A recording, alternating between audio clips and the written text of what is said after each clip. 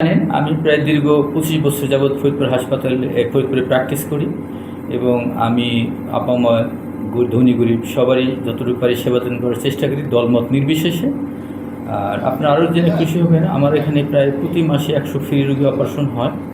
এটা আমার একটা সৌভাগ্য যে এলাকার মানুষের জন্য কিছু করতে পারার, এবং এই হাসপাতাল করার উদ্দেশ্য হলো যেন আমি এলাকার গরিব মানুষের জন্য কিছু উপকার করতে পারি।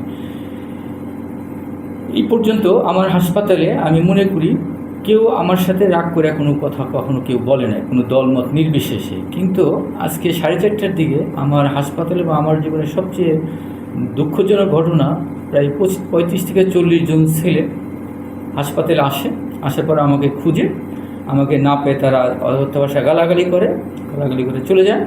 কিন্তু আমার সৌভাগ্য, আমি তার 5 থেকে 7 মিনিট আগে চেম্বার শেষ করে আমার হাসপাতালের 4তলা আমার বাসা, আমি বাসায় অবস্থান করি। আমার স্টাফরা বলল যে আল্লাহ রহমত আপনার উপরে, হয়তো আপনি বাসায় না গেলে হয়তো এখন একটা অন্যরকম একটা ঘটনা ঘটে যেতে পারতো। আমি যেহেতু একটা হাসপাতাল সেবামূলক প্রতিষ্ঠান, এখানে ব্যক্তি রাজনীতির কোনো সম্পর্ক নাই, আমি প্রশাসনের কাছে প্রতিকার চেয়েছি। তারা বলছে, আশ্বাস দিয়েছে যে তারা এটা একটা সুন্দর যথাযথ ব্যবস্থা গ্রহণ করবেন।